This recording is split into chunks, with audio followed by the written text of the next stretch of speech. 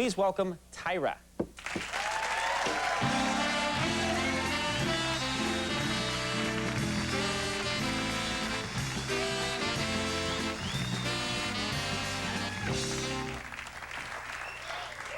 Wow, you look very nice. Thank you. Quick question. Why is it that every time we have a model on the show, who's like 6 feet tall already, she wears 4-inch heels? Why does that happen? Why do you guys feel the need to make men feel even smaller? You have to prove you have the power and that you are tall, and you're like, what, 6'4"? Yeah. So I'm like almost. That's with my hair all done up. Me too. It's very different. But no, do you often do that when you walk out in public? You wear very high heels? Well, sometimes I try not to, because I noticed like a lot of pictures where like the paparazzi take pictures of me. I look like a gorilla, like with these long arms and these high heels on. So I try to stay in the flats when I'm out.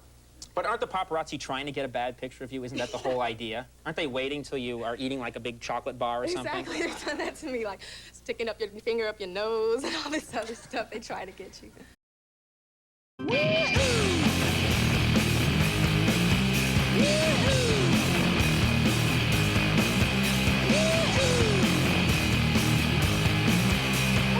Life is hell, a never-ending hell. I haven't had a lot of, before I did this show, I wasn't talking to models all the time. It just didn't happen. I'm sorry, I'm being very honest, and it helps me. It's very therapeutic. What kind of guys approach you? What is the kind of guy, I mean, I'm fascinated to know, what kind of guy has the nerve to walk up to you and say, hey, let's go to Chuck E. Cheese? Well, it's never the kind of guy that you want. It's always the guys that are like, hey, baby, how you doing? You know, what's your number? What's your name? It's never like the nice-looking guys. It's like, I think nice-looking guys have these big egos and they're intimidated by you. And if you turn them down, they're like, oh, man. But ugly guys are like, well, I get turned on every day, so what's another one?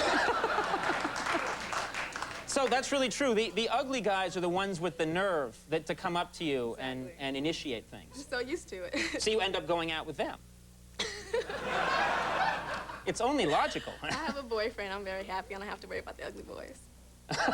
Oh, you don't worry about that. You sound like you talk like they travel in a pack. I don't worry about the ugly boys anymore. You do. You see them coming when you're at clubs and stuff, and my friends are like, uh-oh, there they go. Watch out. Oh, let's go over here. It's funny. And now you're not only modeling, you're getting into this whole acting thing. Yeah. I'm excited about that. Yeah? Yeah. You are excited. Yeah. It's fun. I mean, a lot of models turn actor eventually. Why does that happen? Why do so many models turn actor? Why not model turned lawyer, model turned retail carpet salesman? A lot of it has to do with being in the public eye so much and having so much attention.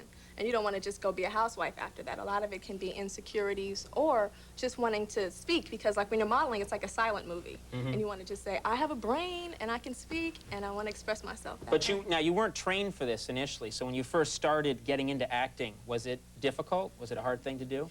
Well, actually, when I tried out for The Fresh Prince, I was freaked out. I went into the audition with my mom and I had my little sides with me. And I sit down in my little jeans and all these girls with these big butts come in and they're like, you know.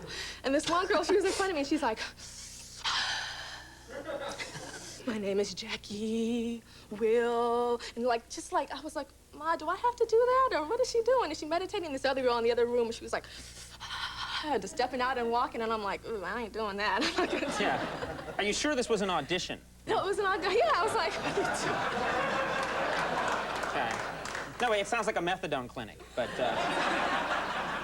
But no, it's funny. I find myself, like, when I'm about to tape on Friday nights, I, like, do a little bit of it. I'm like, oh, don't become one of them. You can't do it.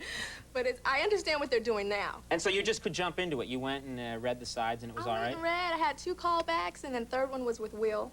And got it. They told me right then and there. And so you're it wasn't enjoying like it? I was some cute model that, you know, just got the part. There were like hundreds of girls that tried out. Oh, that's great. Yeah. And now you've been on doing that for how long now?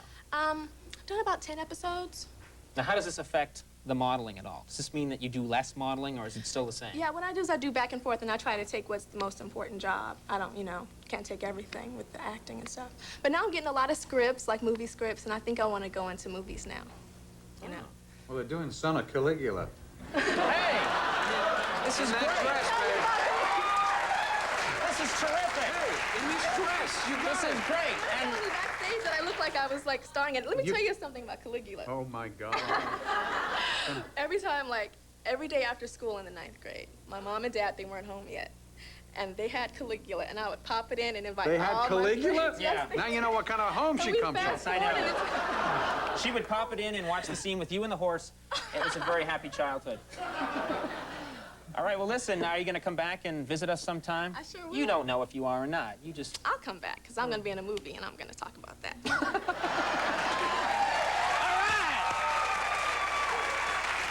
All right, well, listen, thank you very much. Very nice talking to you. We'll be right back with Matt Lauer.